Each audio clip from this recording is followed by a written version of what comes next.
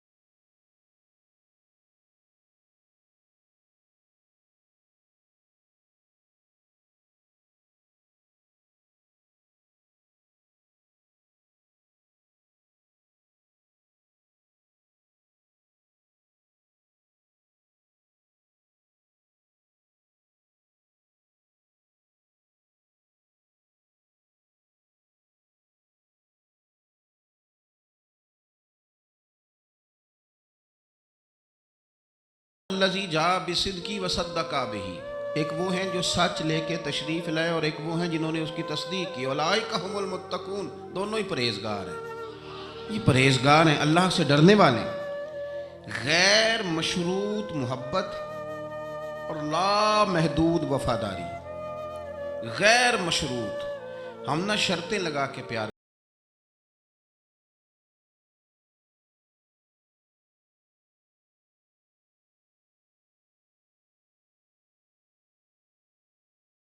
کرتا ہوں تو لوگ میری عزت بھی کریں، تو اگر لوگ عزت نہیں کریں گے تو نیک کام چھوڑ جائیں گے۔ یہ شرطیں ہم نے لگائی ہیں، اس لیے ہم کئی دفعہ محبت نہیں کر رہے ہوتے، تجارت کر رہے ہوتے ہیں۔ تجارت، اور تجارت ٹھیک ہے، پھر اگر آپ کسی کے ساتھ تجارت کر رہے ہیں تو سامنے والا بھی تجارت ہی کر رہا ہے، پھر سودا بیچ لو، سودا خرید لو، سودا خرید لو، سودا بیچ لو، یہی کچھ ہوگا۔ حضرت ابوبکر صدیق رضی اللہ تعالیٰ عنہ نے غیر مشروط محبت کی، غیر مشروط، یعنی جو حضور نے کہہ دیا انہوں نے کہا حضور بالکل ہی ٹھیک ہے۔ جو سرکار دو عالم صلی اللہ تعالی علیہ وسلم نے فرما دیا کہ حضور آپ جو کہیں گے ہو جائے گا، کوئی لیتا نہیں، کوئی لالا نہیں، کوئی اگر نہیں، کوئی مگر نہیں، کوئی ایسے کیسے، بس جو فرما دیا ٹھیک ہے، جیسے کر دیا ٹھیک ہے، جس انداز میں بات کر دی ٹھیک ہے۔ حضور نے کہا کہ جہاد پہ چلنا ہے چلتے ہیں، اب حدیبیہ میں صلح کرنی ہے، حضور ٹھیک ہے کر لیتے ہیں۔ حضرت عمر کہتے ہیں میں نے کچھ اپنے مشورے پیش کیے کہ اس طرح کر کے چلنا چاہیے، پر ابو بکر صدیق نے کہا نا بھائی، جو کریم فرما دے وہی ٹھیک ہے۔ ہم نے نہ کبھی قطرے پہ غور کیا اور نہ دریا دیکھا، بس جہاں تیری جھلک دیکھی وہیں ڈوب گئے۔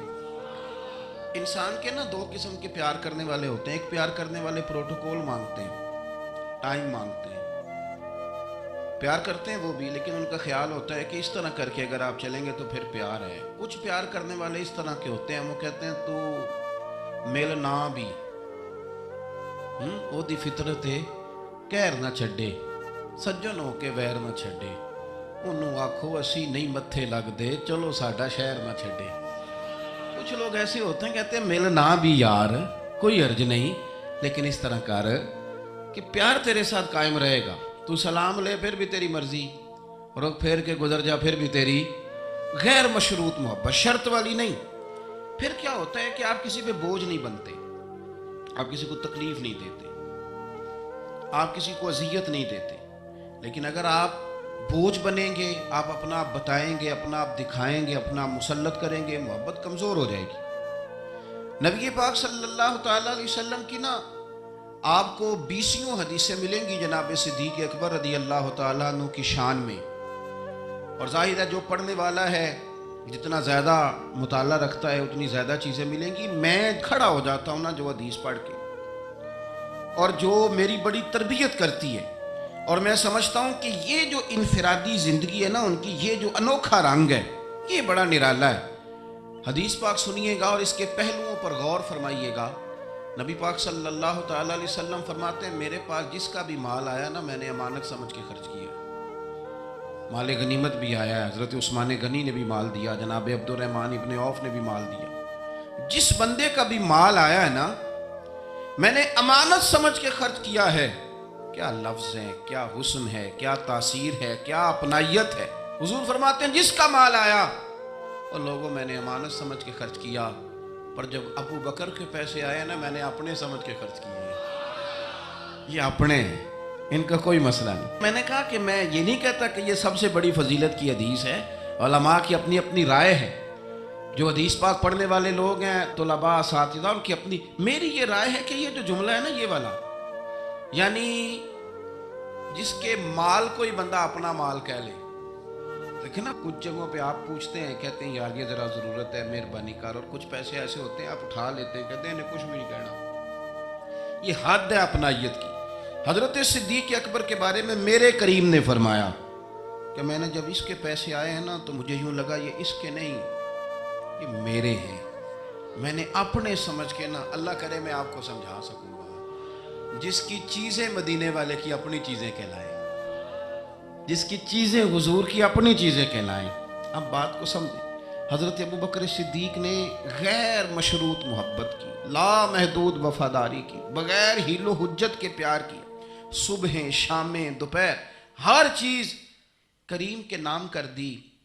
حضرت ابو بکر صدیق رضی اللہ تعالیٰ عنہ مالدار بھی تھے، سمجھدار بھی تھے، تاجر بھی تھے، لوگ سارا کچھ دیکھ داکھ کے نہیں چلتے، نفع نقصان سوچ کر نہیں آگے بڑھتے، لیکن حضرت صدیق اکبر نے تو کوئی چیز دیکھی نہیں، کوئی چیز نہیں دیکھی، اور لوگ اس وقت آتے ہیں جب رش بڑھ جاتا ہے، شہرت عام ہو جاتی، جب لوگ دیکھتے ہیں نا کہ اب یہاں شہد بہت زیادہ ہے تو مکھیاں پھر جوش مارتی ہیں کہ پہنچنا چاہیے۔ لیکن جناب صدیق اکبر تو اس وقت آئے جب مار کھانے کے دن تھے، اس وقت آئے جب بڑی اذیتیں مسلمانوں کو دی جاتی تھی، اپنا مال، اپنے بچے، اپنا قبیلہ، اپنی بیٹیاں، اپنا سارا گھر، اپنا سارا خاندان، ہر چیز لا کے کریم محبوب کے قدموں میں رکھ دی، اور پھر یہ کہ حضور کی خدمت کی اس انداز میں۔ زیادہ فرق نہیں ہے، عمر بظاہر نبی پاک صلی اللہ علیہ وسلم سے 2.5 سال ان کی کم ہے، لیکن غار ثور میں جو لوگ گئے ہیں وہ جانتے ہیں کہ وہ بڑا مشکل رستہ ہے، ابھی بھی بڑا مشکل ہے، حالانکہ رستے بن گئے۔ چلیں ایک بات اور بھی کہہ لیتے ہیں، تجربے کی ہے کہ حالانکہ رستے بن گئے، حالانکہ اس کے لیے بڑے بڑے چندے بھی اکٹھے ہو گئے، بڑے بڑے چندے۔ جتنی دفعہ مجھے کچھ موقع ملا ہے تو میں نے تو یہی دیکھا ہے جی رستہ بن رہا ہے، آ جائیں ذرا آپ بھی اس میں شامل ہو جائیں۔ چندے والا معاملہ بھی بڑا سپر ہے، کس کس انداز میں لوگ جمع کرتے ہیں۔ رستہ بن گیا ہے، لوگوں کے لیے آسانیاں ہو گئی ہیں، ہاتھ کے اندر بڑی بڑی روشنیاں ہیں، کھانے پینے کا رستہ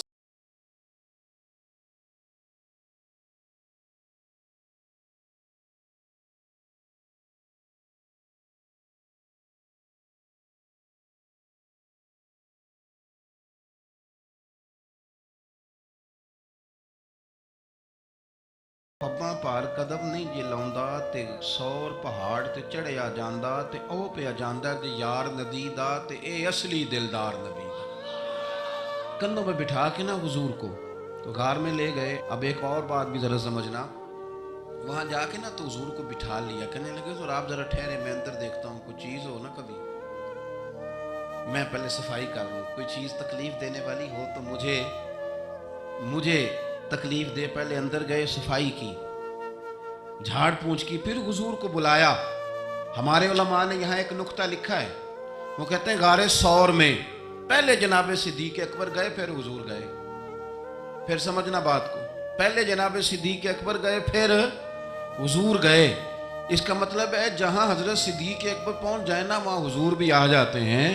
تو علماء کہتے ہیں تو اپنے دل میں نا جناب صدیق اکبر کے لیے جگہ بنا، مدینے والے بھی تیرے دل کو پسند فرما لیں گے۔ جگہ بنانا جناب صدیق کے لیے، اپنے دل میں جگہ بنانا، اس شخص سے پیار کر۔ حضرت صدیق اکبر تو امت کے استاد ہیں، جس نے ادب سیکھا ہے حضور کا جناب صدیق اکبر سے سیکھا، جس نے وفاداری سیکھی اس نے جناب صدیق اکبر سے سیکھی، جس شخص نے نبی پاک علیہ الصلوۃ والسلام کی اتباع سیکھی اس نے جناب صدیق اکبر سے سیکھی۔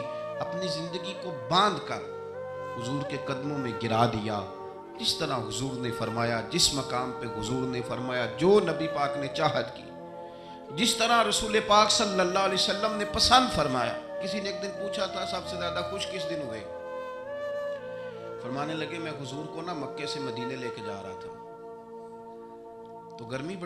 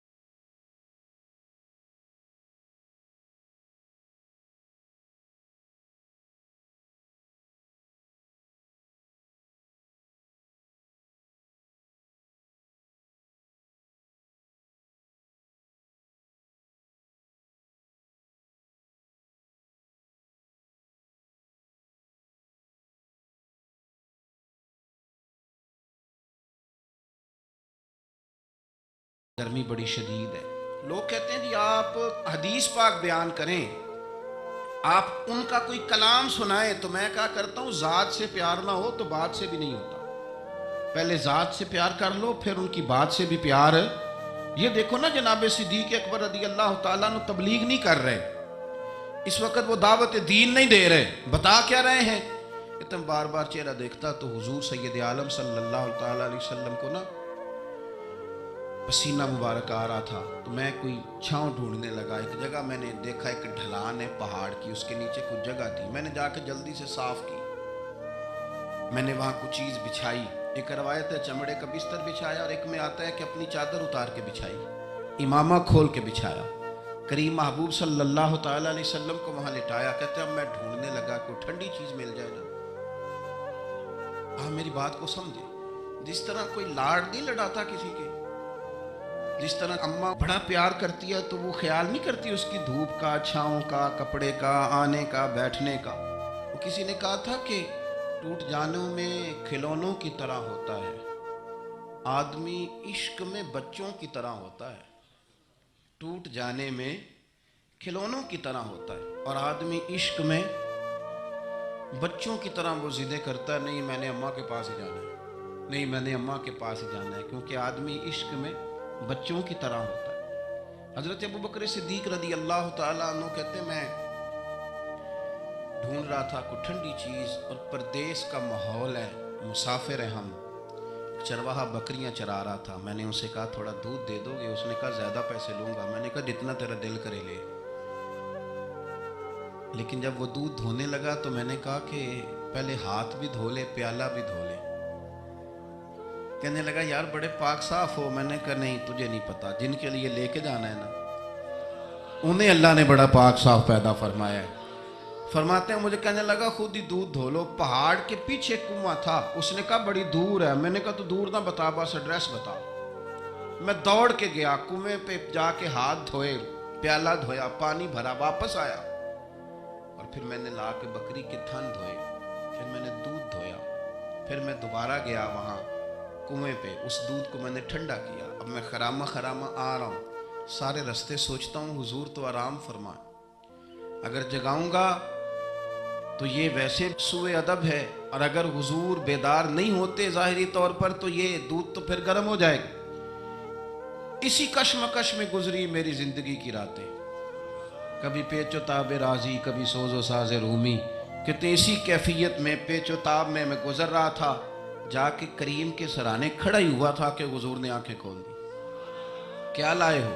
کہتے ہیں گھٹنوں کے بل بیٹھ کے جب میں نے وہ دودھ پیش کیا نا, اور حضور نے مقدس ہونٹوں کے ساتھ وہ دودھ لگایا, اور جب پہلا گھونٹ ٹھنڈے دودھ کا حضور کے مقدس حلق سے اترا تو سرکار کے چہرے پر جو میں نے روشنی اور خوشی کے آثار دیکھے, کہتے ہیں لوگوں تمہیں کیا بتاؤں, وہ تنہائی تھی, ایک میں تھا, حضور تھے. اس دن میں اتنا راضی ہوا, اتنا راضی ہوا, نہ اس سے پہلے کبھی ہوا تھا, نہ اس کے بعد کبھی ہوا. نبی پاک صلی اللہ تعالیٰ علیہ وسلم کی رضا چاہنے میں جلدی کرنا, حضور سید عالم علیہ السلام کی غلامی میں رہنا, اور پھر اپنے آپ کو انہوں نے سوار لیا, اپنے آپ کو ڈھال لیا محبوب کی رضا. سردار تھے, اللہ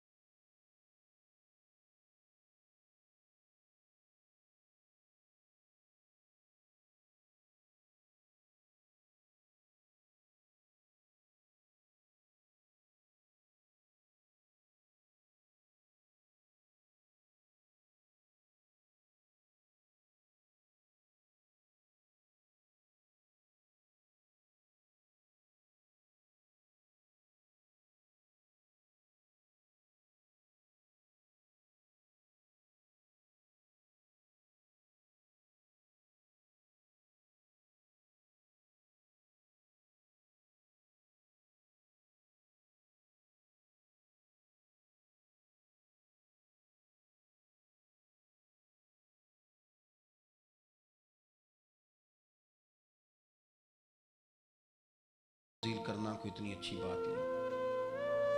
بہت زیادہ اچھے سے اچھے مکانوں میں چلے جانا تو درست ہے.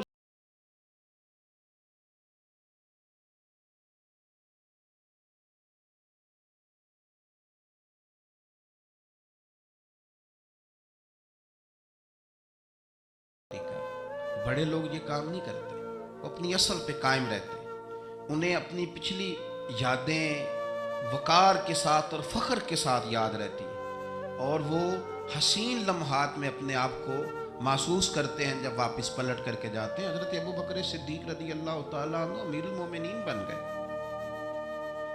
بہت بڑا درجہ ہے. اور آج کل کی عمارتیں نہیں. آج جس طرح لوگ امیر ہوتے ہیں نا، 4 پائے ہوتے ہیں کرسی کے، تو جو بھی وزیر اعظم بنتا ہے 1 پایا اس کا ہل ہی رہا ہوتا ہے. تو وہ ملک سنوارنے سے زیادہ اس پائے کی بیچارہ فکر میں رہتا ہے کہ کہیں میری کرسی نہ گر جائے. کام کیا کرنا ہوتا ہے. حکومت اپوزیشن اپنے رٹوں سے نہیں نکلتی.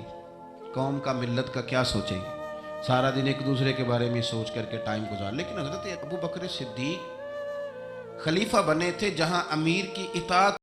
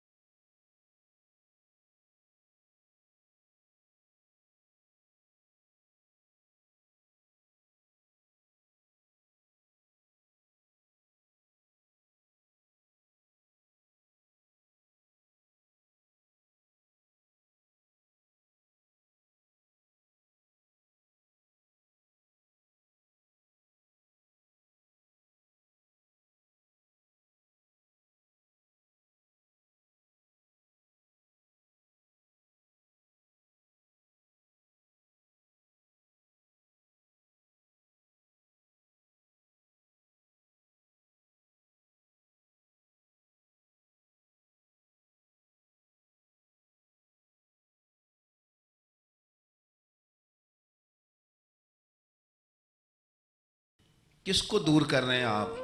تو محبوب فرمانے لگے یہ دنیا کا مال ہے، دنیا داری ہے. میرے قریب آنے لگی تھی تو میں نے 3 دفعہ کہا دور ہو جا، دور ہو جا، دور ہو جا. فرمایا جب اسے کریم نے اپنے قریب نہیں کیا تو ہم دنیا کے معاملے میں اتنے محب ہو جائیں.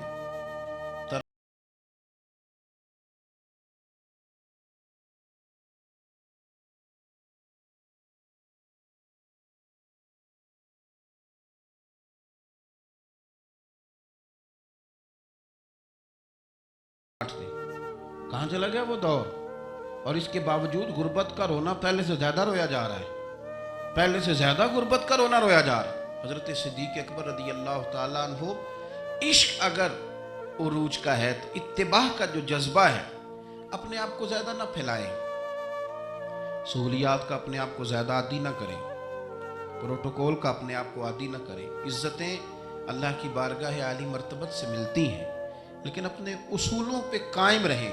حضرت ابو بکر صدیق رضی اللہ تعالیٰ عنہ حضور کے وصال ظاہری کے بعد اپنی صاحبزادی سیدہ عائشہ صدیقہ رضی اللہ تعالیٰ عنہ کے گھر گئے تو جا کے دیر تک خاموش بیٹھیں. دیر تک. تو سیدہ عائشہ صدیقہ رضی اللہ تعالیٰ عنہ عرض کرتی ہیں کہ آپ بڑے خاموش ہیں، کیا بات ہے. کہنے لگے پتر تیرے نے چھت پہ میں جب آتا تھا تو نور دیکھتا تھا.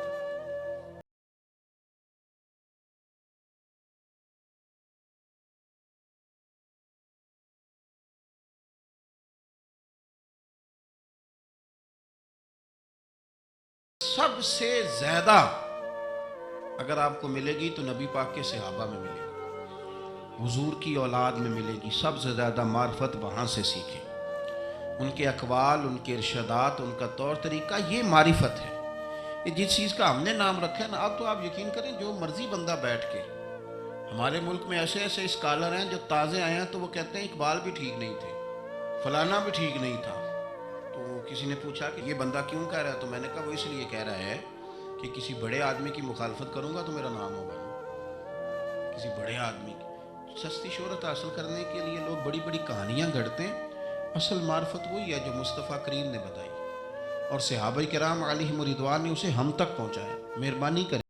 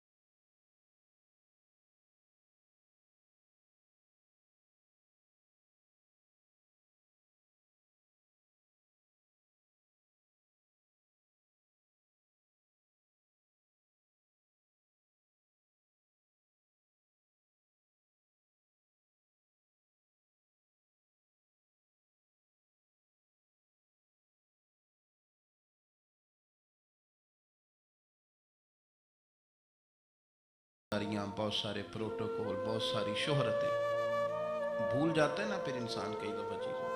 کبوتر وہی ٹھیک ہے. جناب عائشہ صدیقہ رضی اللہ تعالیٰ عنہ فرماتی ہیں جناب صدیق اکبر گئے تو میں نے نیا کرتا اتار کے خیرات کر دیا، پرانے والا پہن لیا. شام کو لوٹ آئے، آنکھوں میں آنسو تھے. کہنے لگے پتر ہم اسی رنگ میں اچھے ہیں جو رنگ ہمیں رسول کائنات نے عطا فرمایا ہے.